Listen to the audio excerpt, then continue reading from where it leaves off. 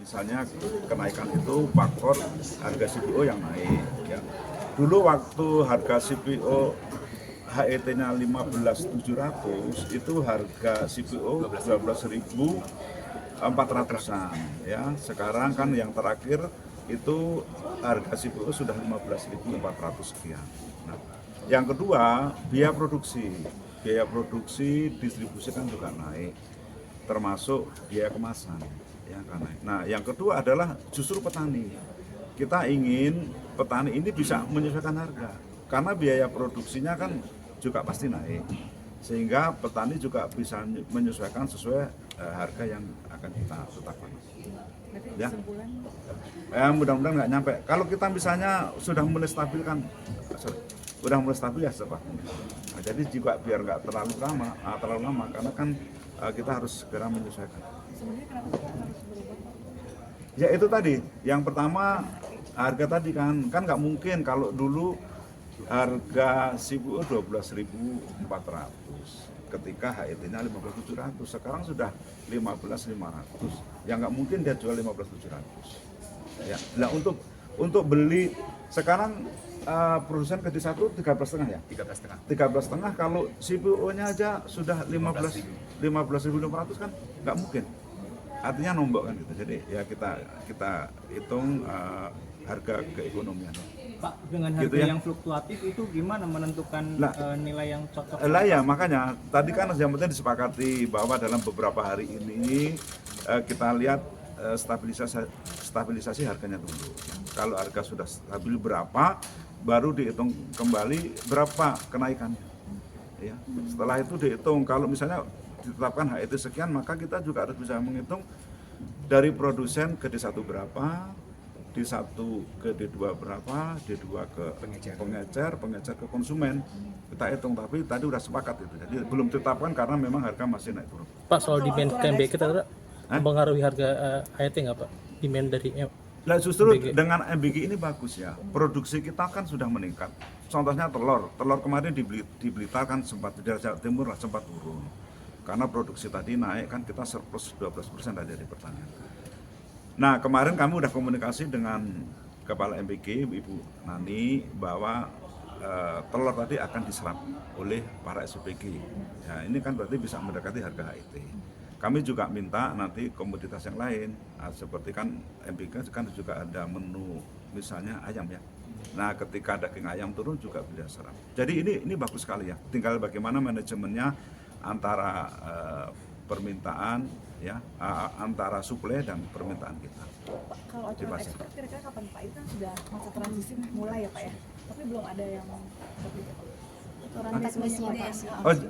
DSI. Jadi kan mulai tanggal 1 Juni kan udah jalan. Iya. Jadi transisinya tanggal 1 Juni sampai 31 Desember itu yang ekspor tetap yang existing. Ya.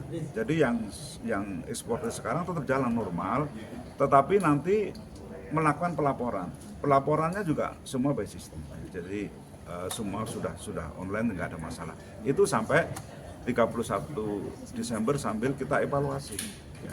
Baru setelah itu tanggal 1 Januari itu berlaku sepenuhnya ekspor dilakukan oleh PTDS. Kalau Permendaknya sendiri, Mendak barunya Pak? Permendaknya sudah, Permendak sudah ada, cuma nomornya lupa. Kan ada 3 Permendak. Jadi kita buat 3 Permendak ya. Permendak ketentuan ekspor CPO kita buat sendiri, kemudian ferroalloy sendiri, batu bara sendiri. Nah aturan-aturan lain misalnya CPO, aturan-aturan DMO tidak berubah. Jadi nanti kalau per 1 Januari berarti aturan DMO-nya kan tinggal kembali ke eksporter. Jadi nggak ada berubah. Oh belum ada. Ya nanti kita ya. Nanti berarti tidak ada kan udah. pembahasan skema demo ya Pak? Kan nggak berubah. DMO nggak berubah tetap. Jadi sebenarnya cuma pindah dari swasta ke BUMN pangan, BUMN ekspor. PT DSI. Gitu. Pak, soal ekspor CPO Pak yang diduga under invoicing dan transfer pricing kan Kemendak juga melalui perdagangan luar negeri kan mempunyai peran soal itu Pak. Bagaimana tanggapannya? Nah makanya itu tadi ya, ini salah satu kan sesuai dengan arahan Presiden ya, akhirnya ekspor melalui PT DSI. Itu ya solusi. Terima kasih. Oke, ya. Dari Bang udah mau jalan Terima ke kasih. Juni. Ayo, Itu selamat jalan, berarti Mbak. DMO-nya nggak ada berubah ke Enggak.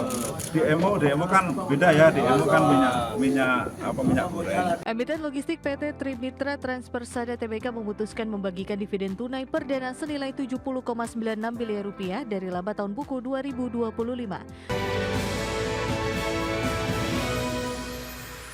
Pemirsa, emiten logistik PT Trimitra Transpersada Tbk memutuskan membagikan dividen tunai perdana senilai 70,96 miliar rupiah untuk tahun buku 2025. Ya, nilai dividen tersebut mencerminkan sekitar 49,1% dari laba bersih perseroan sepanjang 2025 yang mencapai 144,46 miliar rupiah. Emiten logistik PT Trimitra Transpersada Tbk memutuskan membagikan dividen tunai perdana senilai 70,96 miliar rupiah dari laba tahun buku 2025. Keputusan tersebut disetujui dalam rapat umum pemegang saham tahunan yang digelar pada Selasa 2 Juni 2026. Nilai tersebut mencerminkan sekitar 49,1% dari laba bersih perseroan sepanjang 2025 yang mencapai 144,46 miliar rupiah. Selain membagikan dividen, perseroan menetapkan dana cadangan sebesar 1 miliar rupiah. Adapun sisa laba bersih akan dibukukan sebagai laba ditahan untuk memperkuat modal kerja dan mendukung ekspansi usaha.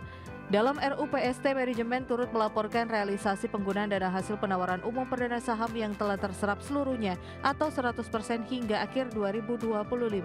Dana bersih IPO sebesar 138,23 miliar rupiah digunakan untuk pembangunan fasilitas cold chain melalui pembangunan gudang pendingin di Tangerang, Pontianak, dan Makassar, serta pembelian armada light truck tipe cold dan dry. Terkait kinerja keuangan sepanjang 2025 lalu, perseroan membukukan pendapatan konsolidasian sebesar 1,33 triliun rupiah atau tumbuh 23% dibandingkan tahun sebelumnya. Sementara itu, laba bersih meningkat 29% secara tahunan menjadi 144 miliar rupiah. Direktur sekaligus Sekretaris Perusahaan Trimitra Transpersada Wani Wijaya mengatakan, pencapaian kinerja sepanjang 2025 menjadi fondasi bagi perseroan untuk melanjutkan pertumbuhan bisnis ke depannya. Berbagai sumber IDX Channel.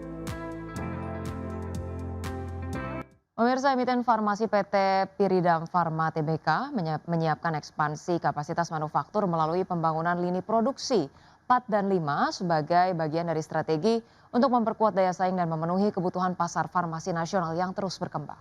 Penambahan lini produksi baru diharapkan mampu meningkatkan kapasitas produksi sekaligus memperluas kemampuan perseroan dalam melayani permintaan pasar. Rencana ekspansi tersebut sejalan dengan kinerja keuangan perseroan yang menunjukkan tren pertumbuhan positif. Pada kuartal 1 tahun 2026, perseroan membukukan pendapatan neto sebesar 766,53 miliar rupiah, meningkat 11,8% dibandingkan dengan periode yang sama tahun lalu. Direktur Piridam Pharma Sintaningsih mengatakan penguatan kapasitas manufaktur menjadi salah satu fokus utama perseroan untuk mendukung pertumbuhan jangka panjang. Selain kontribusi berkelanjutan dari pilar utama pertumbuhan yaitu layanan CDMO, pertumbuhan pendapatan juga didorong oleh peningkatan kinerja dari sejumlah produk farmasi berlisensi tinggi yang memiliki nilai tambah dan margin yang lebih baik. Pemirsa, Bursa Efek Indonesia memperbarui daftar saham dengan konsentrasi kepemilikan tinggi atau HSC dengan 2 saham baru yang masuk ke dalam daftar, yakni TCPI dan juga MGRO. Meski kian banyak saham yang masuk ke dalam daftar HSC, BI menegaskan hal tersebut tidak serta-merta menunjukkan adanya pelanggaran terhadap peraturan perundang-undangan dan ketentuan di pasar modal. Bursa Efek Indonesia telah mengumumkan sejumlah saham yang masuk dalam daftar saham dengan konsentrasi kepemilikan tinggi atau High Shareholding Concentration. Terbaru pada awal Juni 2026 terdapat 2 saham baru yang masuk daftar. Dengan masuknya 2 saham tersebut, total saham yang masuk di dalam daftar HSC sepanjang tahun ini hingga 2 Juni 2026 mencapai 12 saham. 2 saham terbaru yang masuk dalam daftar dengan kepemilikan terkonsentrasi tinggi yakni saham TCPI yang dimiliki oleh sejumlah tertentu pemegang saham yang secara agregat menguasai 94,1% dari total saham perseroan. Saham lainnya yang juga masuk daftar yakni MGRO dengan konsentrasi kepemilikan mencapai 93,76 dari total saham beredar. Adapun sebelumnya, Bursa Efek Indonesia telah menempatkan sejumlah saham dalam daftar terkonsentrasi tinggi, yakni saham WBSA, Brand, DSSA, RLCO, dan ROCK. Terkait daftar terbaru saham dengan kepemilikan terkonsentrasi tinggi, PJS Direktur Utama Bursa Efek Indonesia Jeffrey Hendrik mengatakan, telah terdapat sejumlah emiten dalam daftar HSE yang mengajukan permintaan audiensi dengan pihaknya selaku regulator. Di saat yang sama, belum ada emiten dalam daftar HSE yang melakukan aksi korporasi untuk menambah besaran free float yang beredar di masyarakat, dan belum ada emiten yang meminta Bursa Efek Indonesia untuk melakukan screening ulang daftar HSE. Sementara itu, meski kian banyak emiten yang masuk dalam daftar HSE, BEI menegaskan bahwa hal tersebut tidak serta-merta menunjukkan adanya pelanggaran terhadap peraturan perundang-undangan maupun ketentuan yang berlaku di bidang pasar modal. Berbagai sumber IDX Channel. Pemirsa, Moody's Ratings untuk pertama kalinya memberikan peringkat kredit Baa2 kepada PT Danantara Investment Management. Menurut Moody's, peringkat Danantara disejajarkan dengan peringkat utang Indonesia yang saat ini berada pada level Baa2 dengan outlook negatif.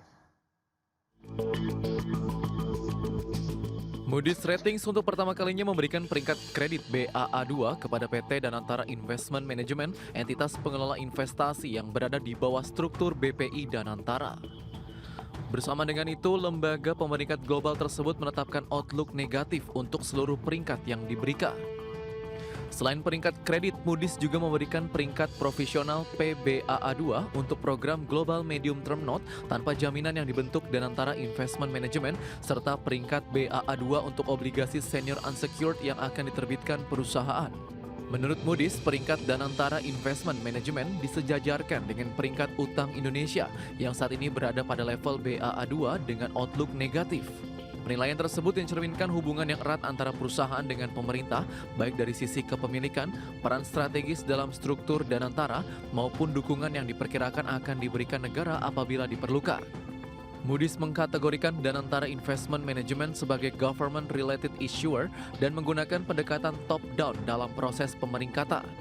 Lembaga tersebut tidak memberikan baseline credit assessment karena perusahaan masih berada pada tahap awal pengembangan, memiliki rekam jejak yang terbatas, serta belum memiliki operasi mandiri yang signifikan. Dengan demikian, faktor utama yang menopang peringkat Danantara saat ini berasal dari keterkaitannya dengan pemerintah, bukan dari kekuatan kredit standalone perusahaan.